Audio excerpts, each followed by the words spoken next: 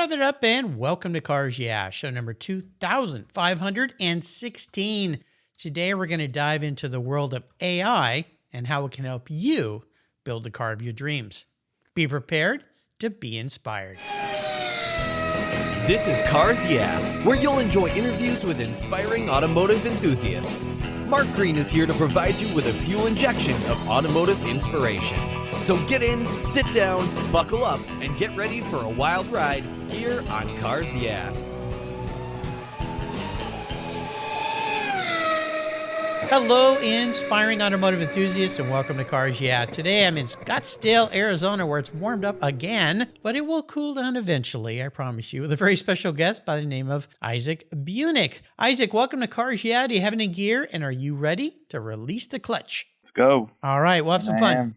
Now, before we get into what you're doing, which is very fascinating, I love the concept, and we're bringing some AI into the world of car modding, if you will. But I always ask my guests this question to break the ice. What's one little thing that most people maybe don't know about you? So that's an interesting one.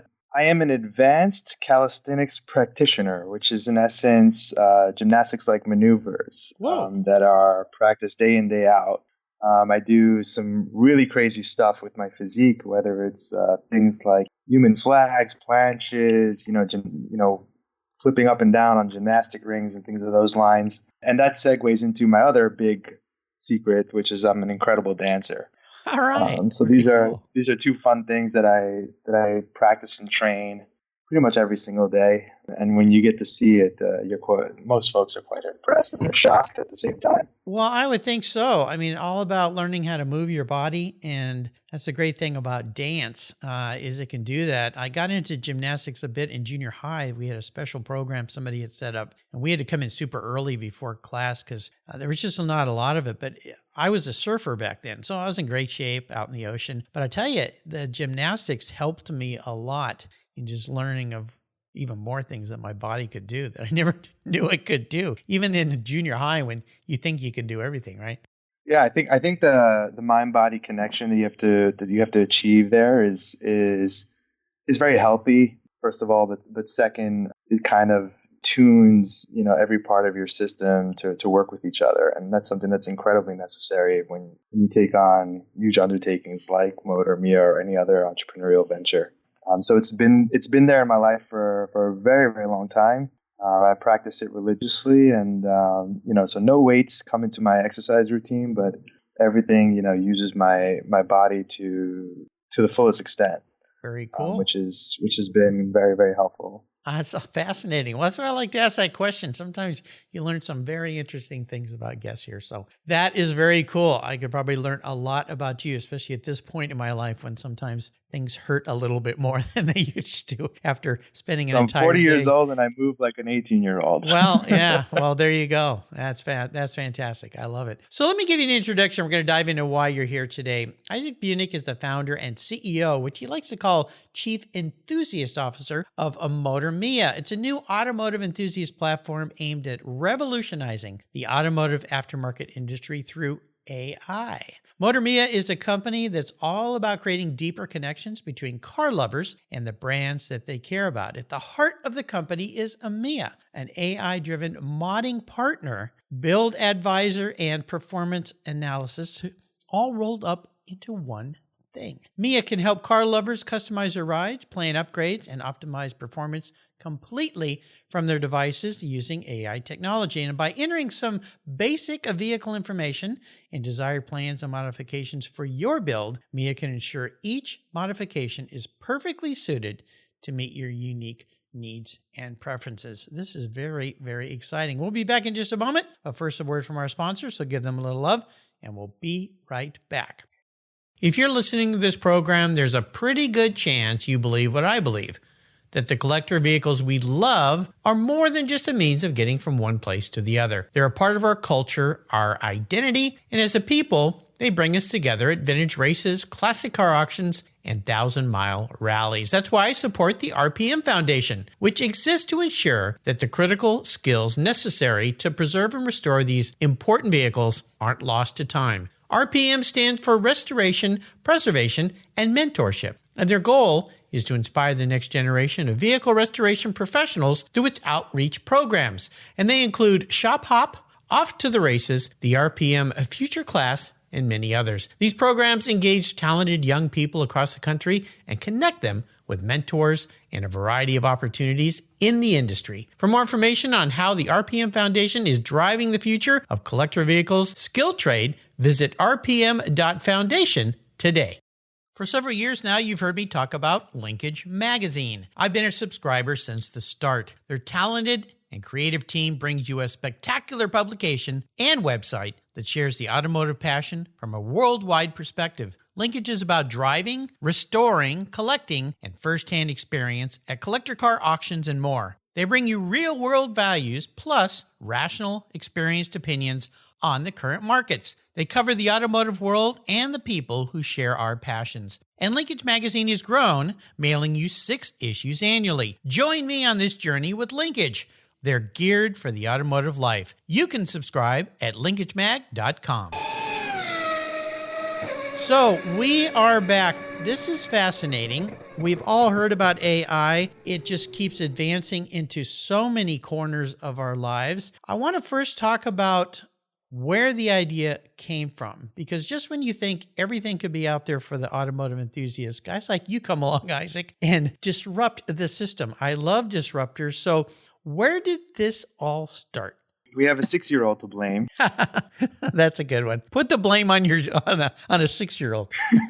I had moved into Scottsdale, Arizona from overseas about a year and a half ago. And when I got back, after being denied some of my favorite cars for quite some time, because in Europe, it's not really a thing, especially when you're living in the city. I spent most of my nights and weekends, building my cars. I had bought a few cars and started wrenching on them like any good enthusiast. And I found myself in the typical rabbit hole of just searching through the web endlessly, trying to triangulate on the best modifications for my car and what the expected outcome would be, or looking for, in essence, real world evidence as to the performance of these parts and what I can expect out of the car if I make these modifications. Quite often, my little girl, Mia, would hang out with me.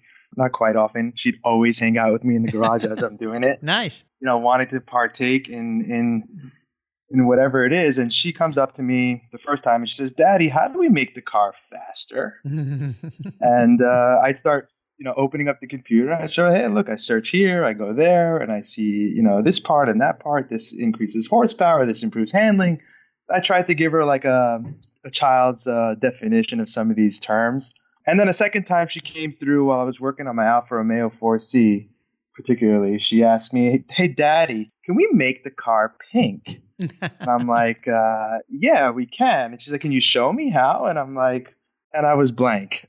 So then my previous organization that I worked on was an artificial intelligence company. Okay. And I whipped out some of the latest innovations in the space, and I took a picture of her in front of my 4C, and I used AI to modify that image and make the car pink. And then I showed it to her and I said, "Hey, Mia, Daddy found a way to show you how the car can be pink." And she sees it and her eyes lit up. And it was in that moment that I realized that something needs to change, because if we want, the future generations to step into this incredible lifestyle that I think, is just so amazing and fulfilling, we're really going to have to adapt what's out there today to what's coming. These kids, they play on iPads and this and that and whatever it may be, and they want the answers at their fingertips. So I started double clicking on that.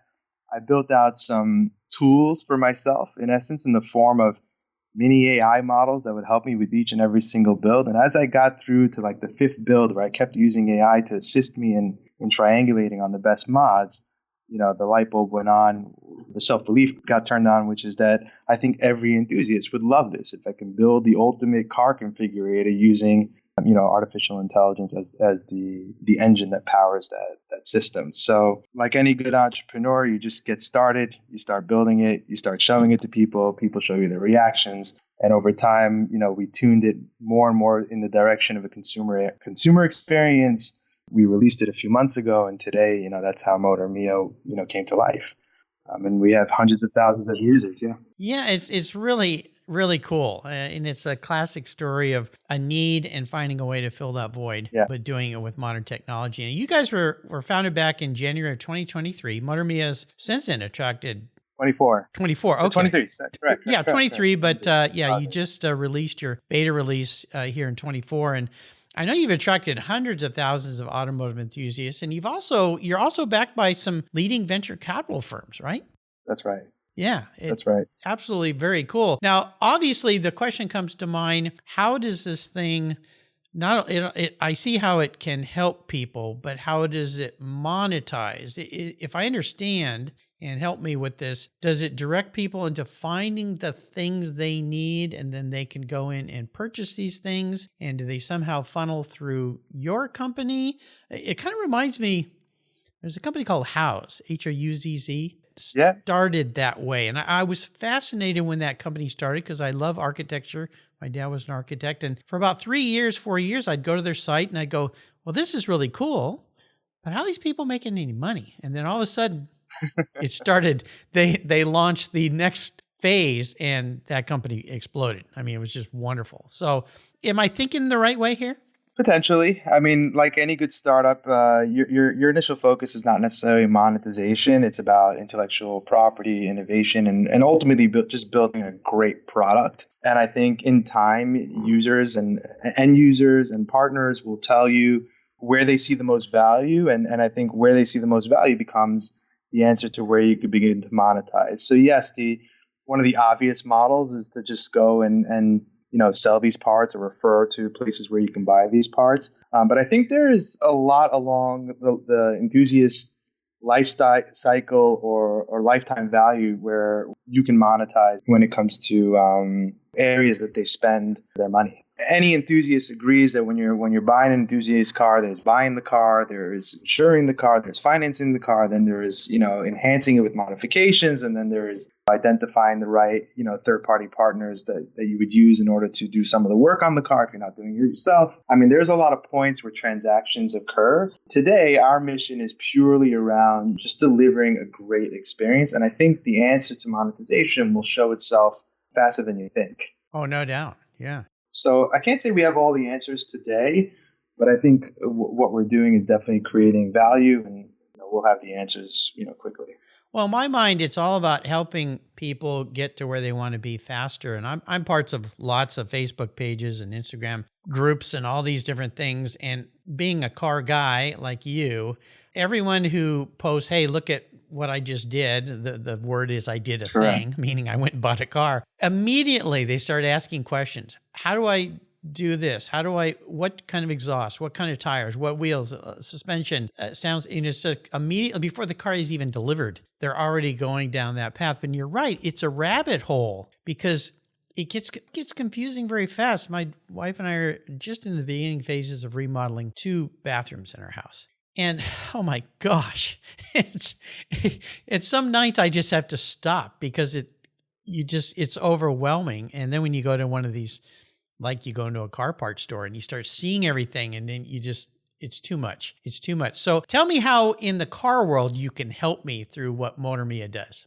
So we focused on developing what we call internally automotive intelligence, or combined with what we call the enthusiast mindset, to help identify the components that have real-world evidence behind them that have proven to work for the vehicle in question. So when you go on MOTORMIA and you enter your make model, whether it's a car or a bike, and down the road it could be ATVs, it could be trailers, and so on and so forth, we're surfacing the components that have demonstrated through real-world evidence that they fit the car, or components that we validated work for the vehicle. Now, that's a challenge to do at scale with legacy technology because there's so many makes, so many models, so many modifications available in the market for all these makes and models that AI creates the opportunity to do something of this nature at scale. So, like in real layman's term, we're trying to build like a real world Gran Turismo experience. Okay. Where you could really configure any car powered entirely by the technology that we're delivering. So when you're engaging with Mia thinks like an enthusiast, not like a typical parts retailer where you're just, trying to match, make model against a part, but more like how an enthusiast thinks. We look for who else put it on the car. Did it work? Is there a car out there that has it that I can see? All these kind of things. How much horsepower do I get out of it? How much better handling does the car? And from there, she brings back the answers. So in the same mindset that we go down that rabbit hole, Mia is in essence doing that. It's fascinating. I love it. I think it's so cool. And Yeah. this AI thing that exists in all different platforms, I always tell people who haven't tried it, I say, just try a few things and you'll start to see it doesn't all work perfectly. However, you'll see where it can benefit. In the automotive space, what's really fascinating is that all the AI being developed for this space is trying to make the driver a passenger. And we're taking the position of we're using AI to keep the driver driving. This is the kind of against the trend aspects of MOTORMIA, but I think it's for a really, really great purpose. And the biggest challenge for us is how do you merge consumer and AI? Because AI, from the words of it, is really intimidating. People are coming up to it. A lot of people come up to it with skepticism. So when you interface in our platform, you will see that there is AI. You know that it's there, but it's not being presented as AI. It's being presented as a consumer experience. And I think that's the magic that we do here at MOTORMIA, trying to make it more accessible to more people who don't necessarily know how to work with AI to get the value, to be able to get that. I think it's fascinating and very cool. You have combined a background in tech with a passion for cars. Yep. Which is the perfect combination for a wonderful life in the business that you're building. Has there been a driving inspiration in your world that helped you realize that you could blend the two things, your avocation, your vocation? That's a great question. I think my inspirations sits on both sides of the spectrum. On the one side, there's my grandfather, whose name is Solomon, who shares, constantly a lot of wisdom with me in the form of understanding life essentials, understanding what's important in business, how to behave, where to keep your moral center, things along those lines. So he kind of gives me a lot of inspiration on the ABCs of doing something that you love that can still be valued by the masses. On the other side of the spectrum, and this is to no surprise, it's really my daughter Mia, who kind of with her curiosity and innocence, brings out my inner child that ultimately drives the innovation and creativity that I bring to the table with a business like MOTORMIA. So I kind of bounce between those two personas in my life to recognize that you need to be doing something that you love. You need to be doing it with integrity. You need to be doing it with passion. Along the way, not to forget what's ultimately the most important things in your life, but at the same time, looking at things through a new lens with extreme curiosity and creativity. So I think that's kind of my answer to that. If that makes sense. It's wonderful. Yeah. And that's the joy of children is looking at the world through their eyes, because sometimes they'll ask questions and you'll just go, no, that's a really good question. Why didn't I never think about that? I mean, just Absolutely. Sometimes simple things like, why is the sky blue? And you go, well, okay, there's a big one, I couldn't agree more. I think it's fascinating when you learn to listen to children versus telling them what to do. Oh, gosh. Yeah. It's your whole world changes. Your viewpoints on things that you think are normal suddenly become not normal. And the ideas that come about from them are quite inspiring. Yeah, absolutely. That's why they draw pictures of flying cars, It's like, well, cars can't fly. Why not? Oh, maybe they can. Yeah. And we've got them now. So there you go. We also like to talk about challenges, not so much because of they are a challenge as definition, but more about what they taught you. Is there a story you can share with us that taught you a valuable lesson? Yeah. I could say as an entrepreneur, you're waking up every morning to challenges and failures. I mean, that's a constant in the entrepreneurial journey.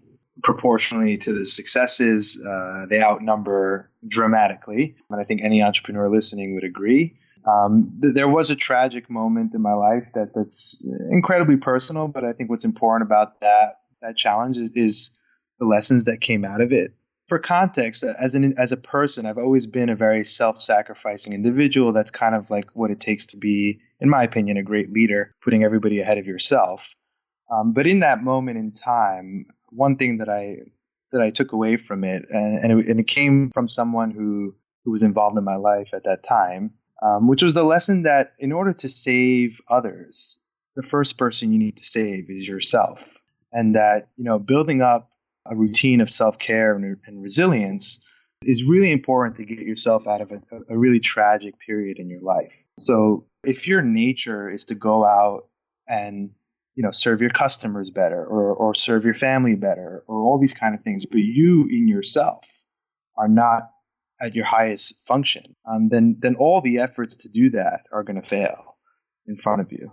My advice to people is if you're met with an incredible challenge or a tragic period of some kind, take a step back and pause, before you engage with others, and think as to whether or not you're in full form to do those kind of things. And if not, then you should first focus on saving yourself before you go out and save others. And that has become now a constant in my day to day. If there's an issue and I'm not in the position to really think it through, the first thing I'm doing is calibrating myself to the point where I can actually think it through and then come up with a real solution. Where in the past I was a lot more reactive, not necessarily taking a step back before things. So in other words, you could say slow down to speed up sometimes. And I think it's the same, when we drive cars and things along those lines. Oh, absolutely. Years ago, I had a friend who her life was pretty messed up, but she was constantly focusing on trying to help everybody else and couldn't understand why she kept failing at that. And the lesson was, well, you need to help yourself first, get yourself in order, because you're a mess. And drugs are involved and everything. It's like you need to stop doing that. And then once you get yourself in a strong position, now you can help others be successful. I think in her case may have just been, for some reason, wanted to be around chaos all the time. And there's probably much deeper psychological references there that define that. But it's an important thing to learn. It's almost like in order to help others financially, you need to be financially sound. Exactly. I mean, there's so many analogies to that one lesson that I think was missing for me at that point in time. And if my good friend is listening to this, I thank him very much, because it really changed the trajectory from that point forward. As far as everything that I do, all the problems that I handle, self-care, mental health, handle those things. When you're in full form, then you're in the best position to, whether it's mobilizing your team, helping your family members, helping folks in need, things along those lines. All those things work out 10 times better. Very valuable.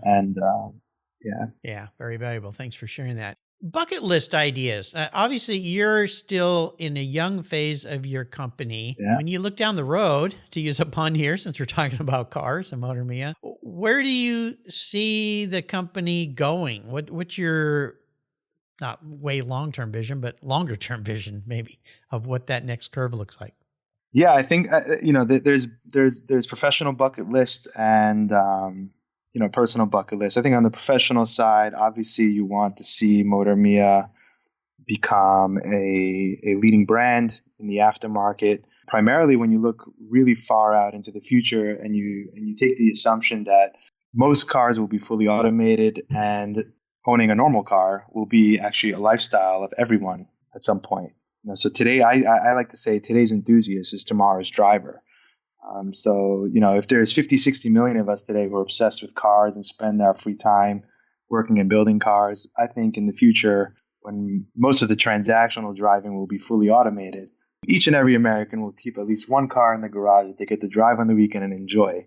And hopefully we're the brand that people turn to when it comes to, maintaining it, improving it, preserving that nostalgic element in their life or that lifestyle. So it's really to build out some authoritative positioning in the market in terms of how to enjoy your vehicle to its max. So that's on the business side. I was lucky enough to have Jay Leno as a guest on my show actually last Christmas. And one of the things he talked about once when somebody asked him, because he's kind of the consummate automotive enthusiast, to say the least, is what about, automated self-driving cars and electric cars and all this? And the way he put it was, he goes, you know what? There was a day when these car things came along and people who rode horses said, that'll never last. We'll always be riding horses. And look what happened. It changed. He said, but did you know there are more horses in the United States now than there were back when that's how we all got around? I heard that. Because those enthusiasts are still enjoying those horses.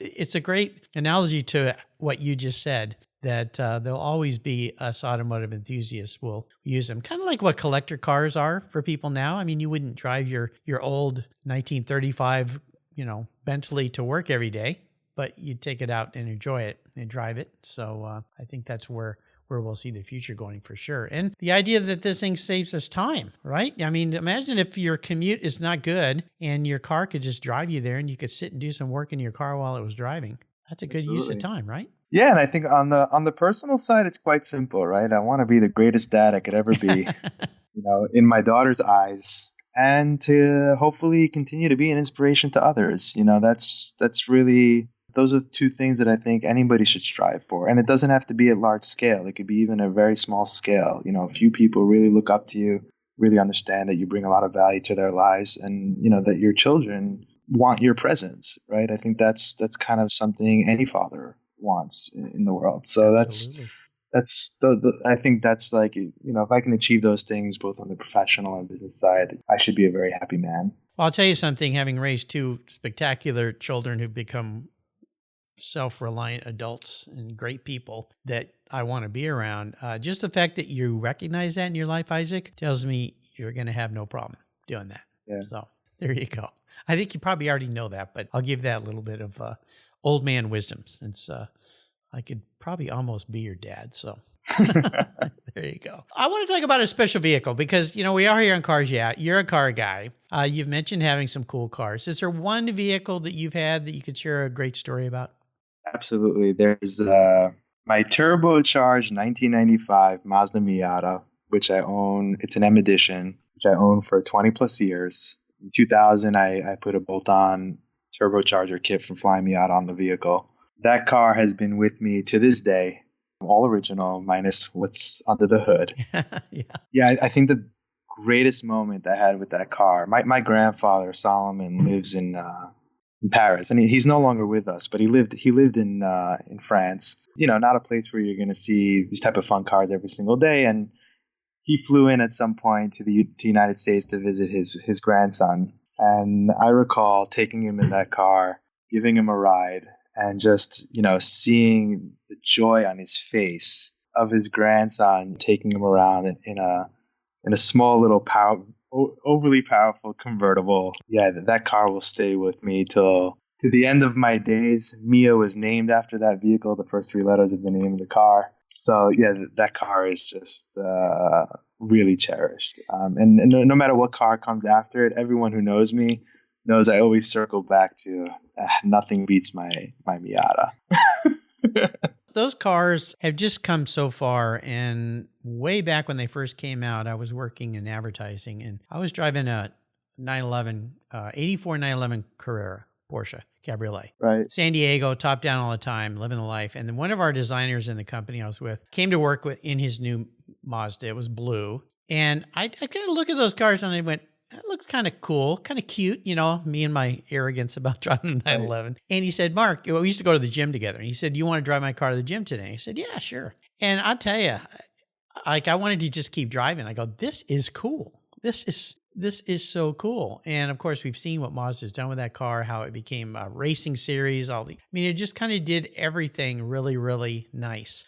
So you put a smile on my face, brought back a nice memory. Yeah, when you come to Scottsdale, I'll give you, I'll let you take a drive. Okay. Mine. You'll see that's a special car. Well, no kidding. Yeah. Meticulously, upgraded over time and really, really well built vehicle. And I think it's a great platform for first time modders and things like that, because just you get the easy access and at the same time a lot of fun. Which leads me to the next question. I'd like to play car psychologist here. Get into your head a little bit, as if we haven't already gone in there a little bit.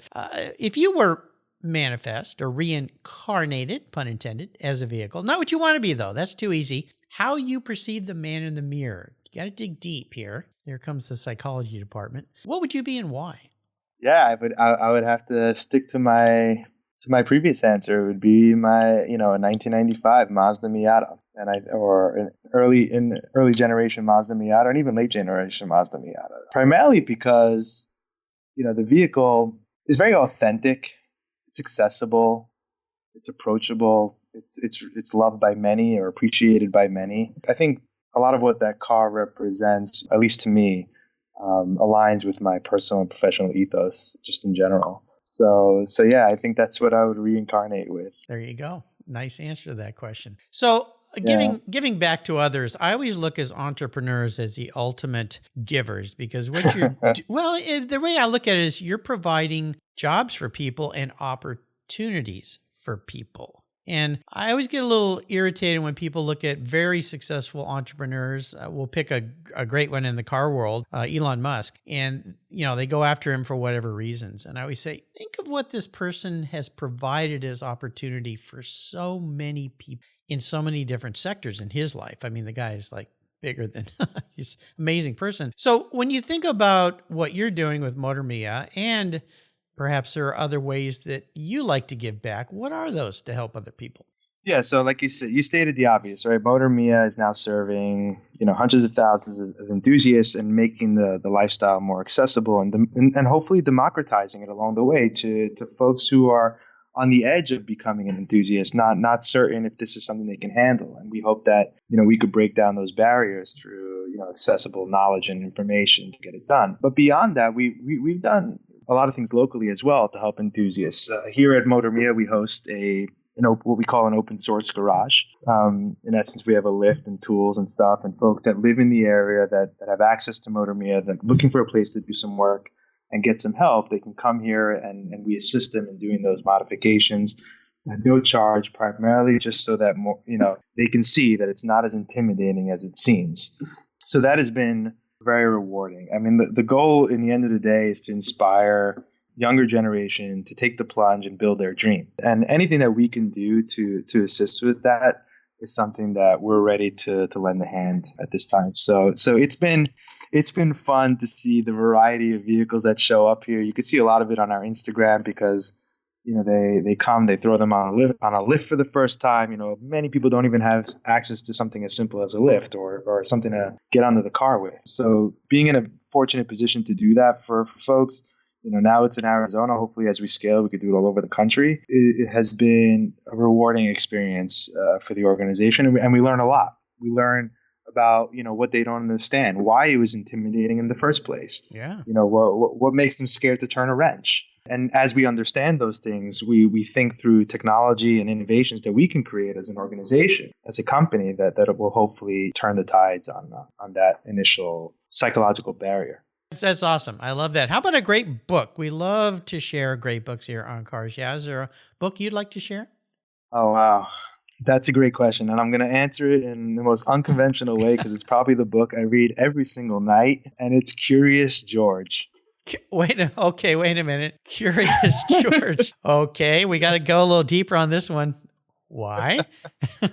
So every night I read another chapter, another series of Curious George to Mia, and it's about a little monkey who's running around asking questions about every little thing. And I think the curiosity that's being portrayed in each and every version of that book puts a smile on your face. It really brings out your inner child, and I think the inner child is a very powerful resource, specifically for entrepreneurs as you're looking forward and trying to think through what kind of creative things can you do. So it's not precisely what the book is saying or what the stories are about. It's more about what it represents, which is just a heightened level of curiosity driving creativity along the way. And as you get older, you need constant reminders of it. And when you have a little 6-year-old laughing at the stories, it just lets you get up the next morning, excited to think through new things. Very fun, innovative answer to that question, my friend. Yeah. I love that. Yeah. Of course, great book by H.A. Yeah, outside Ray. of that, it'll be the Haynes Manual. Well, yeah, there's the next move. Well, you get there with Mia. So, yeah, she'll be reading those in no time for sure. That's great. Nice answer to that. So let's go on the ultimate drive before I let you go today. This is kind of fun. I'm going to provide you with any vehicle in the world. You can take it anywhere, and you can take anybody with you, including somebody from the past, maybe your grandfather that's no longer with us. What does the ultimate drive look like for a guy like you? And don't worry about the cost, because I'm going to write the check. Well, it would be any car, but preferably my own Mazda Miata. Hopefully it's still there and functional, but it would Okay.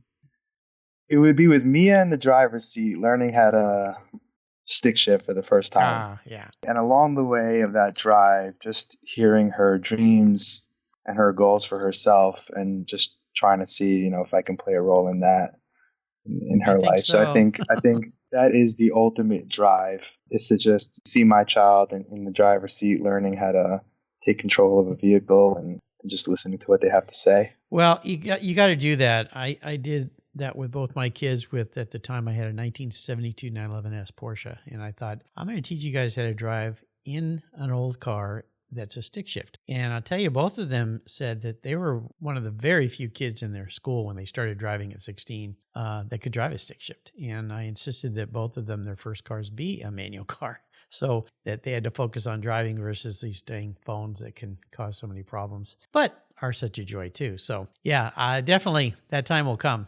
So have some fun. In fact, my son, first time he drove a stick shift car, he was out on a farm, a VW, and he was 8 years old. We had to put pillows behind him so he could reach the pedals and drive. And my daughter, the same thing. She was a little bit older, but driving out in a field in an old Volkswagen Bug, which actually that Bug ended up being my son's car for a short time, which was kind of fun. So there you go. Have But fun. since you're writing the check, Mark, we're going to Tuscany, Italy. Oh, okay. Well, I was going to say And we're doing the ride out there. got to do something to spend a little bit of money here. So yeah, that would be extra special for sure. Oh my goodness, out in the countryside. Yeah, that would be spectacular. Hey, Isaac, you've taken us on a wonderful journey today. I am so glad that we connected. And of course, we connected because of my good friends at Con Media, Luke Walsh, who's brought me and his colleagues many great guests here. So once again, thank you, Con Media, for what you guys do in the automotive sector. They are the kings, that's for sure. Could you leave us with some parting words of wisdom or advice, as if you haven't already shared a lot of that with us today before we let you go?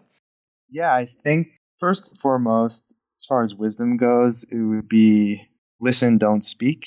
Mm-hmm. Active listening is something that becomes a very powerful tool as you mature and as you try to build out organizations or achieve personal goals. And then the second thing would be try to wake up to your inspiration every morning, I think, or something inspiring every morning, because you will meet challenges throughout the day. In my case, it's a few words, which is "Good morning, Daddy."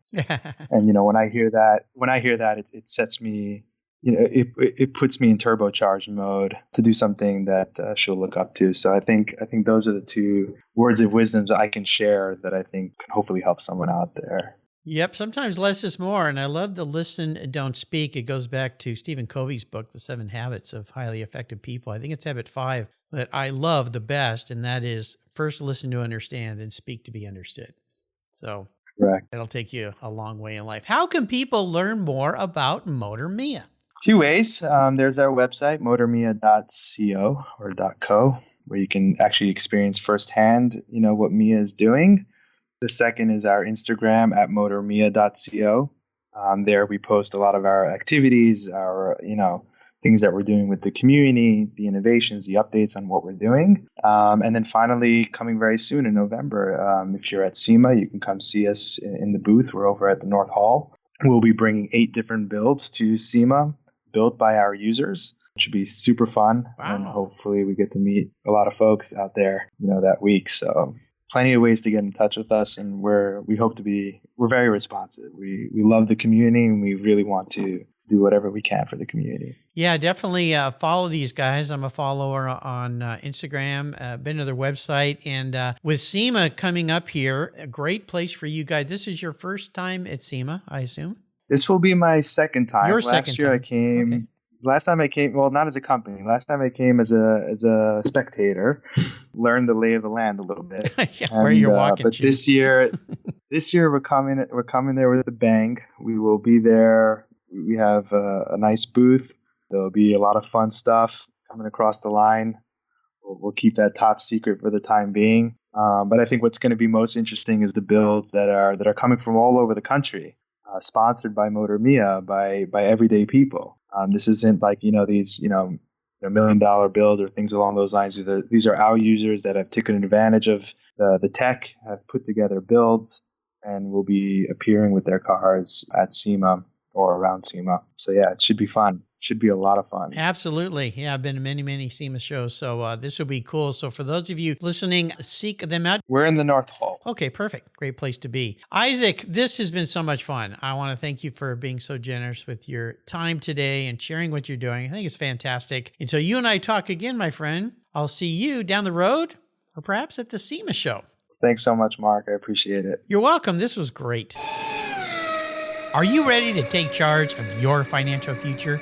Then let me introduce you to Capitalize Your Finances. It's an online course designed to empower you with the knowledge and tools for mastering your money. This course will help you lay out the ins and outs of budgeting, the importance of emergency funds, investing strategies, and how to plan for a secure retirement. All this presented by financial planner Chris Paniotu. Chris has developed this course to help you effectively navigate your world of finance with confidence. Stop stressing about money and start taking control. Enroll in Capitalize Your Finance online course today and pave your way to financial success. To learn more, go to capitalizepodcast.com/courses, or better yet, go to the Cars Yeah website, show notes page for today's show, and click on the link under Capitalize Your Finances. You'll be glad you did. Do it today. Thank you so much for joining us on today's ride here at Cars Yeah. Drive on over to carsyeah.com to find show notes and inspiring automotive fun. Download your free copy of Filler Up, a fun book filled with gorgeous photographs of fuel filler fun, including quotes from more inspiring automotive enthusiasts. Download your copy today, and we'll see you next time on Cars Yeah.